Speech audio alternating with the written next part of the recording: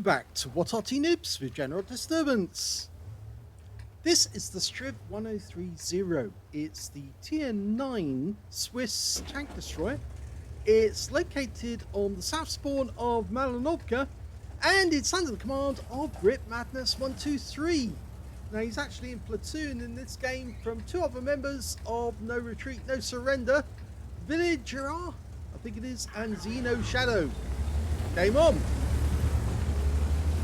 Well, Villager is in the T55A, the premium Tier 9 medium tank, which is actually German, but of course it's East German.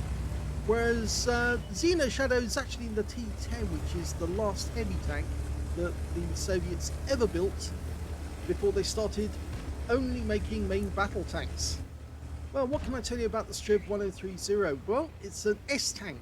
It's on the designs made by Sven Berge, and it's one of the intermediate designs that they came up with before they finally got to the 103B, which is of course their main production version. They made 10 prototypes of the Zero series, and this tank destroyer actually has the same gun as on the Strv 103B. It's the 105mm. It's capable of doing 390 alpha, penetrating 308 with standard APCR, and with the premium it will go up to 350, so there's not much it can't pen. And this is a tier 9 game with tier 8 tanks in it, so yeah, those enemies, he should be able to pen virtually every one of them. Now we can see there is an enemy tank, an RU-251, a light tank, managed to make it lakeside, and he's hiding behind the rock at the moment, which is a very dangerous position, because if there is RT in the game, they should be able to hit him, but thankfully for him, there isn't any RT in the game, and that means that he should be safe. Looks like the enemy T55A made an early dip into the water. He might survive though. We've got an SU-130 just across the lake from us, but he's being very cautious not to pop up. Now, the Strv 1030 was a vast improvement on the UDES 08, or 03 rather. Of course, that was only a Swedish wedge in design only, because they never produced any UDES 03s at all. Nothing at all. But they did, of course, work on the 1030 by actually changing the gun, different engines, different armor. They were switching it around, trying to make it better and more worthy. And he gets a shell into the RU-251 as he tries to retreat. He realized he was in an untenable position. That long reload almost worked against him, but Grit Madness kills the RU-251. Standard reload for this gun is 8.25 seconds. We can see Grit Madness has got 7.22, so he's managed to shave a minute off. Now it looks to me like that T95 all the way down there has managed to get behind the building, so he's reasonably safe there. The problem is Grit Madness wants to get shots on him. Oh, it was an UDES 14.5 actually, and he did get blown up there. The T95 is still behind the building, and now this UDES is going to get torn to shreds. He's in an untenable position himself there. He has to pull back or die, and he's died. Well, that will provide some cover for the T95 a little further away. It's unfortunate that, but we have got other targets, a Renegade, and we should be able to get pens on these guys, but at the moment it's that long reload that's holding him back. The shell velocity is very fast actually, 1,500 I think it's 1,500 meters per second, so it's basically point and shoot, but some of these shells are not going exactly where he wants them. If everything was working out okay, it was point and shoot, he would have had a lot of kills by now. Now, we've got a Charview 204 going up and down the gully in front of the enemy cap area. Takes a big hit there from two people. 353 hit points for Grit Madness. Go for it again. And he gets another one. Again, that Char Future just can't get out of the gun in time. Still going up and down the gully. In fact, he's now moved late side and he's using that rock for cover. And there's not a lot we can do about that for the moment. We do have a Type 61 and a T49. They should be able to go down there and force him out of that position. Gritmadness having a quick look behind him because there are some enemies up on the hill and now they're unopposed up there, which means he might have to move from here quickly. Yeah, I think he's realised the situation. In fact, he's turning around to engage them. He might have to leave this position altogether. He can hit that EBR. He hits the wheels instead, and of course, being that the wheels are indestructible, it doesn't help him at all. And he's lost sight of that EBR now, so he can't. Oh, he's now been spotted, and he's been hit by the ISU. You need to get out of here quick. Oh, he's decided. No, yeah, he has decided to leave. He has been spotted. There's the sixth sense going off. Stay low. He's trying to go up high to get into a cover position so he can shoot down on the enemy, but it's working against him because that Char Future managed to hit him and has hit his ammo rack, and that means he's lost some ammo. It also means more potentially you can actually suffer a fatal ammo rack, but if they hit you, he still hasn't fixed it. That's going to cause an even longer reload time. Now it's doubled to 14.45 seconds. He has to fix it, but his repair kit is in cooldown. So yeah, he's fighting the fact that he needs his repair kit fixed as well. Not a lot he can do there. Can get this guy. Object 704. Wait for it. Yep. That shot being so quick, he could get the 704 before the 704 could get into cover.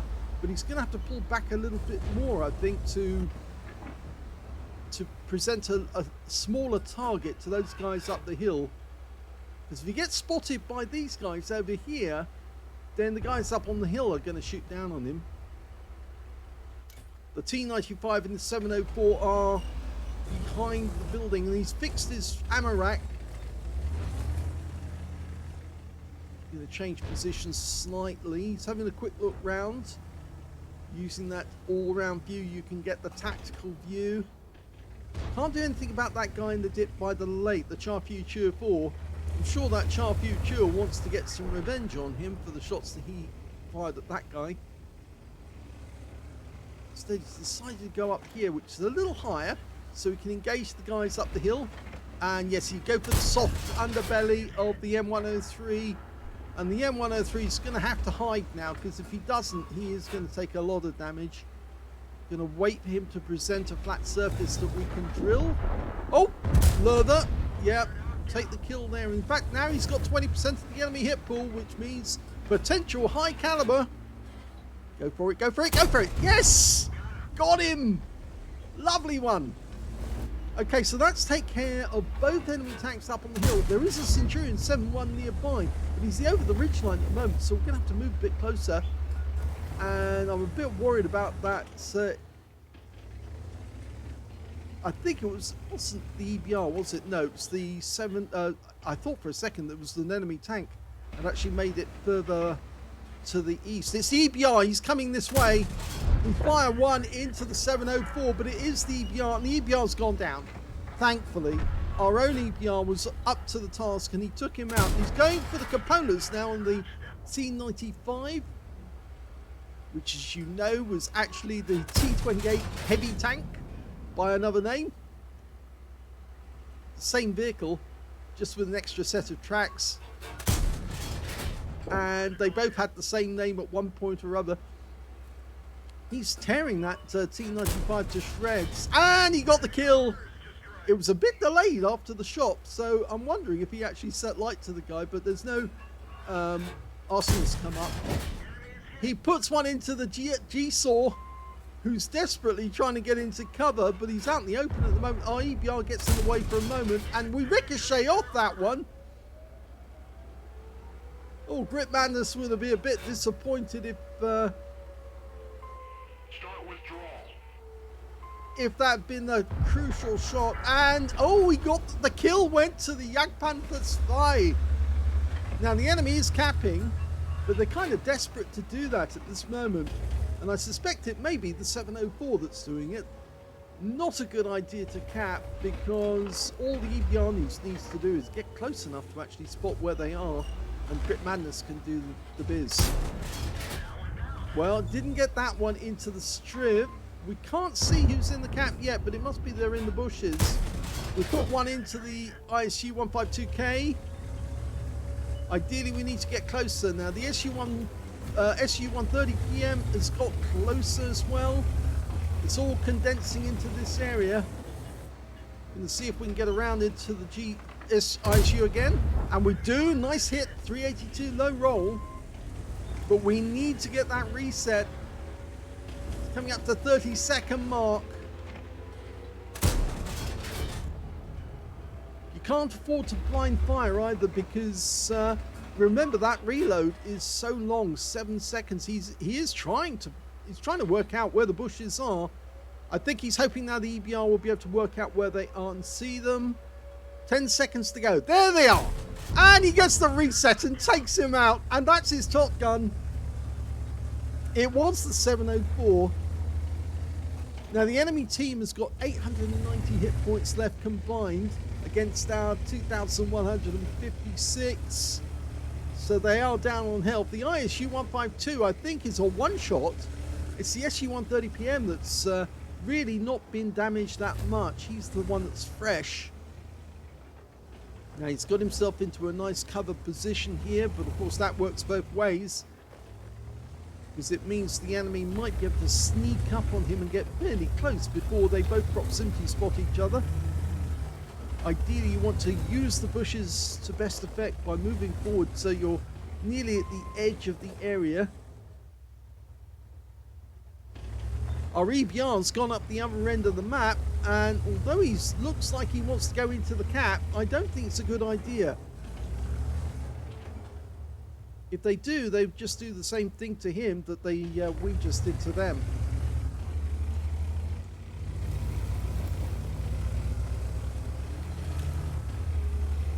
Okay, so the Jagdpanther's fly. Oh, he's found the ISU, and we have got a shot. And the ISU gets taken out by the Jagdpanther's fly, and that means now it's just the SU 130 PM. And Grit Madness has decided he's going to move up regardless. He's headed straight for the next set of trees. In fact, now he's decided he's not going to do that. He's just going to carry on to the next advantageous position. He can see where the Strv is, the SU is now. He's just the other side of the cap area, and the EBR got him, and that's it. They've done it. They've won.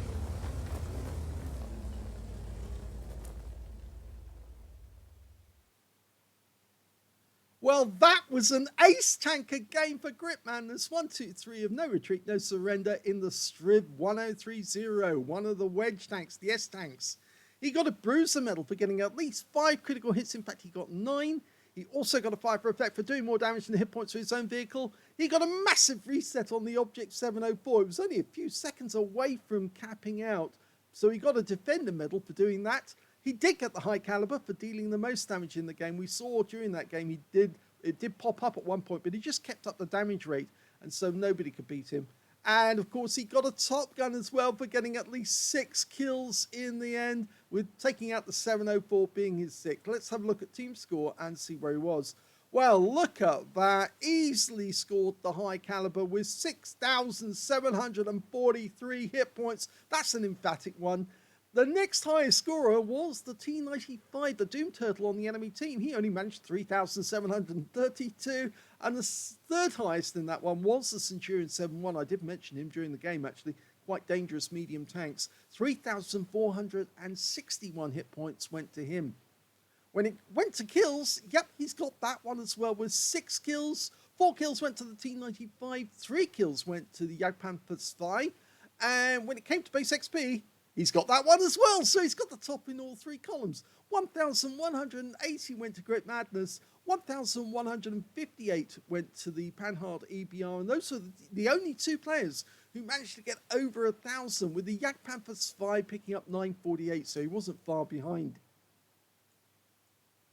He fired 34 shots in that game, got 27 direct hits on the enemy and 19 penetrations. It does have decent pen, but unfortunately a few of the shots actually hit at the wrong angle and literally bounced off. 2 hits by way of splash damage as well. 6,743 hit points of damage, of which 5,279 were at more than 300 meters. So a lot of damage at long range. It's a very accurate gun, but just sometimes the shells hit at the wrong angle. They just can't get through. He did receive 3 hits. You saw one of them actually hit the top of the S-tank and went right across the top of it, the roof, and carved a new hole. There was 1 pen, that was the pen, 1 non-pen, and 1 hit by way of splash damage as well. 11 enemy vehicles were damaged, so there was only 4 enemy tanks he didn't touch in the entire battle. 6 enemy vehicles were destroyed, and he got 95 defense points when he reset the cap by killing the 704. 46,191 credits for the game, 20,786 from battle payments, 97,002 credits altogether, and after repair and ammunition respawn, yes, he did fire premium ammo, but it was necessary, and he ended up with 30,638 credits profit. 1,180 XP for the game, times 5 for the first victory, 266 for playing in a platoon, and 9,116 experience points altogether. We should mention his platoon mates, because after all, they did take part in the battle with him. We should say Village Yara, I hope I'm not mispronouncing your name, in the T-55, he did 1,357 hit points of damage. He didn't get any kills, but he had a good game. And Xeno Shadow, is that correct? Actually, in the T-10, he got 871 hit points, but he didn't pick up any kills in that one. But it was all down to Grit Madness in the end, and he did have a great game. Let's have a quick look at the armor profile for the Strv 1030 and the modules. Here's the armor profile for the Strv 1030, and you can see from the front it's a fairly flat tank, but that was the whole purpose of the Strv, the S-tanks. They would have to have a fixed gun, no turret, but very, very low profile, which made it very difficult to see them. And of course, very difficult to penetrate them as well, because the angle of the armor was so great that shells would ricochet off, unless of course they could punch their way through the armor. If we look at the collision model here, we can see that basically the only area that you're actually aiming for is this square area here, because that's where all the crew and the modules are. You've got tracks either side there, and if you look at the armor, we can see it's only 40mm thick. But because of the angling, the effective angle, 61.3 there, you can see he's actually getting nearly 82. Effective armor here is 40mm thick, actual impact, but going up to 102 and likely to ricochet. And of course, we've got these panels here where it's 60 and it's coming out at 150. So the weak spot really is that cupola. 15mm impacted armor only comes out at 21. So you can see you can take these ones out if you can aim precisely for the cupola. Now, if we actually look at the live version, you can see that, yeah, you're likely to get a ricochet at virtually any angle if this thing's looking directly at you. Very difficult to kill, but that cupola, that's the weak spot. If you go for the rear of it, it's a lot less of an angle, and therefore it's much easier to pen, because it's basically only 42mm of the 30mm actual impacted armor. And of course, if you're an Arty, yep, just pen straight into it from above, because basically it's only 30mm of armor, and most Artys do have enough penetration to be able to take them out. Let's have a quick look at the modules. Okay, if we look at the modules, you can see that it's fuel tank right at the front. In fact, fuel in a tank can actually act as armor. Yep, it's real. It is a fact. These things tend to use diesel, which is then put through either a turbine or a Caterpillar engine. And you can see the engine is up front again, so that's more armor to protect the crew. Inside the vehicle, we've got the driver here, and he's got the viewports up there. There's the commander with the cupola, and over this side we've got the radio operator. Now the tank is aimed by the driver, but the commander does the fine work on actually the target, and the loaders, well, they share the jobs of loading, and the shells are right at the very back, and they're just fed into the breech mechanism, which tends to auto-load it. It isn't an autoloader in the sense that it actually feeds the shells through a hopper. You have to put the shells in, but the mechanism is such that it then feeds the shell into the breech. So it's feeding them in one at a time. You can see where the radio is directly behind the tank commander, but the radio operator technically is the one over there. The driver can drive it backwards almost as fast as he can drive it forwards. And it's all about the hydraulic aiming of the gun. A fixed gun mounted in the vehicle, very, very accurate gun. A very long barrel, as you can see, but it's very well concealed. And it's aimed by the hydraulics. And, well, they actually toyed around with this for a long time, but they got it to work. And in fact, actually, even the British actually bought a Strv tank just to test it out and see. And it's now at the Tank Museum at Bovingdon. I hope that is the actual one that they did purchase. But I've looked all over it, and yes, it's a very interesting tank indeed.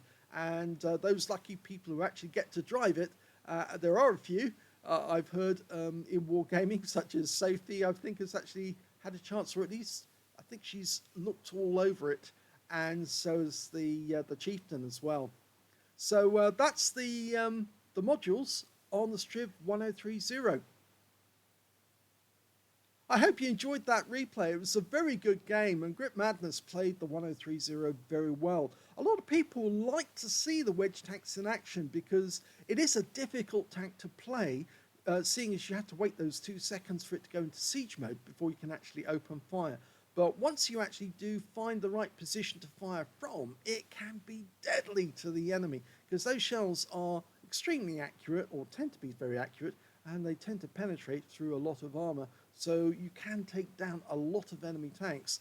And an ace tanker for Grit Madness, very nice indeed.